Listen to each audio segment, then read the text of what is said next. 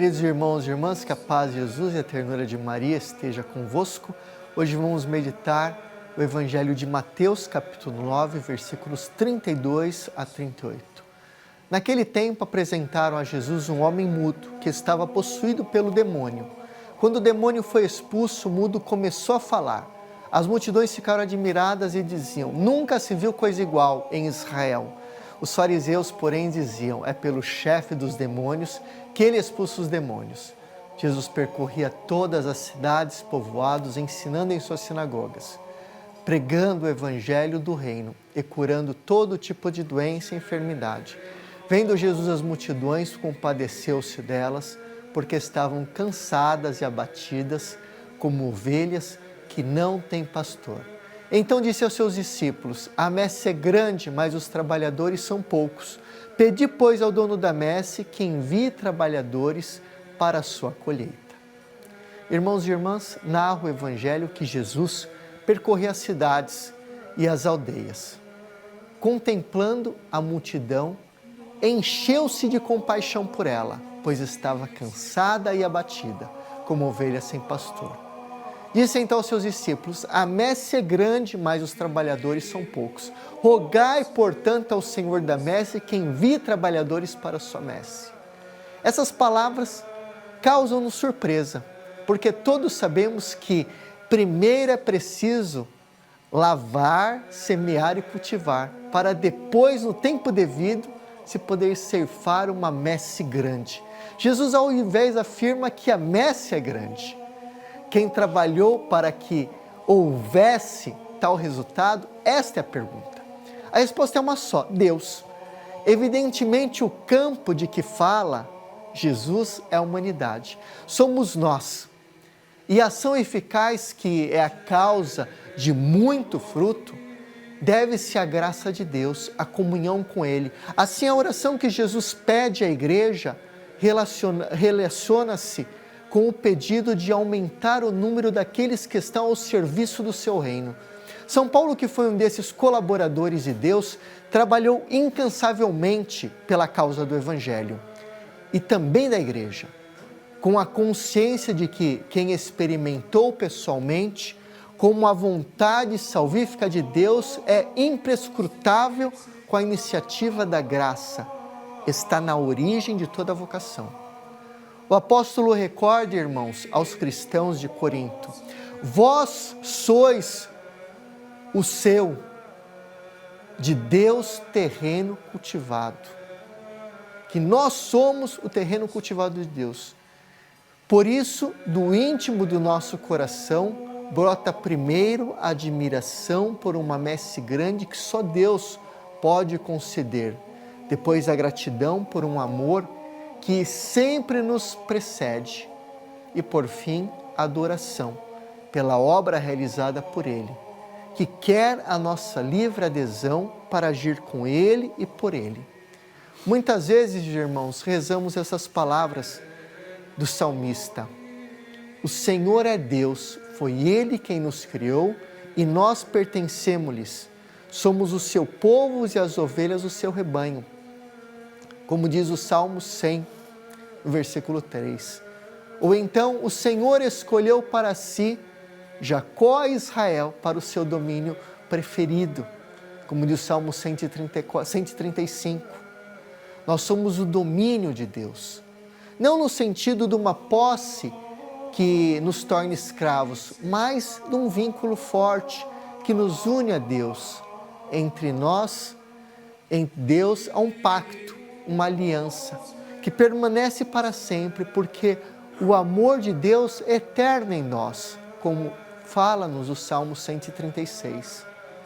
Por exemplo, na narração da vocação do profeta Jeremias, Deus recorda que ele vigia continuamente sobre a sua palavra, para que se cumpra em nós.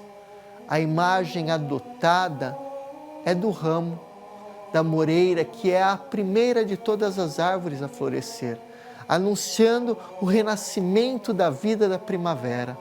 Tudo provém dele e é dádiva sua o mundo, a vida, a morte, o presente, o futuro, mas Tranquiliza-nos, ó apóstolos, vós sois de Cristo e Cristo é de Deus.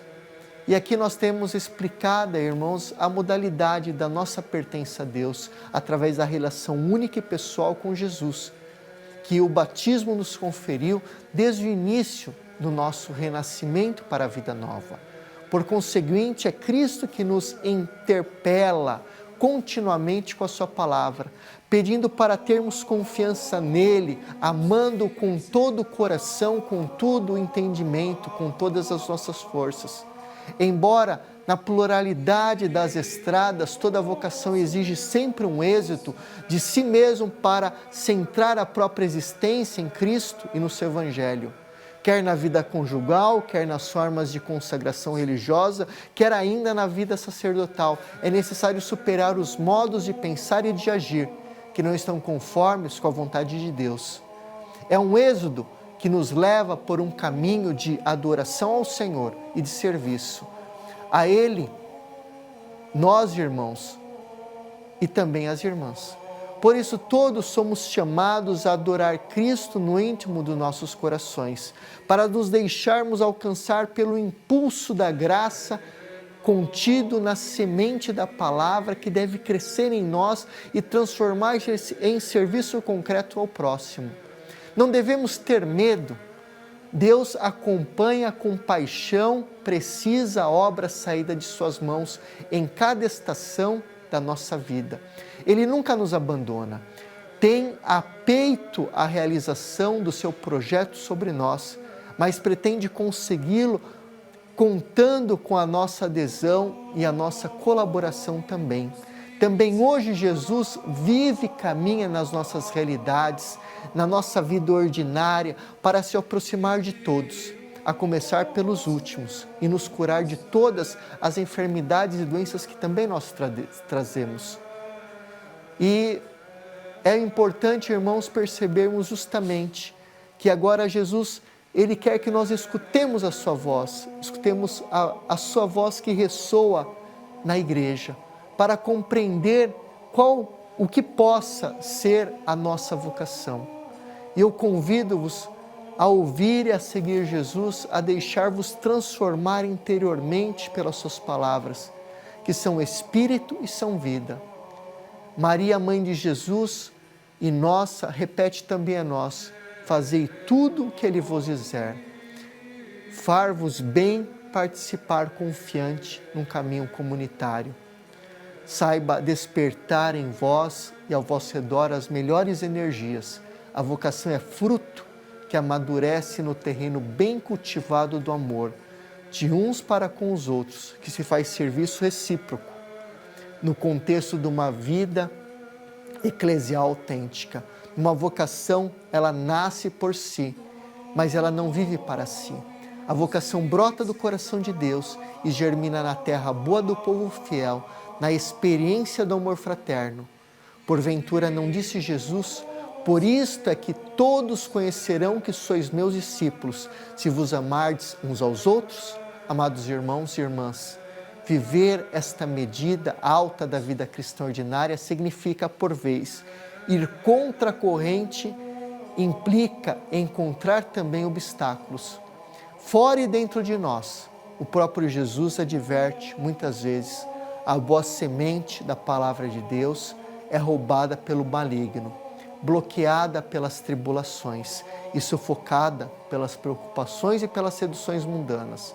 Todas essas dificuldades podem-nos-iam desanimar, fazendo-nos optar por caminhos aparentemente mais cômodos, mas a verdadeira alegria dos chamados consiste em crer e experimentar que o Senhor é fiel com todos eles.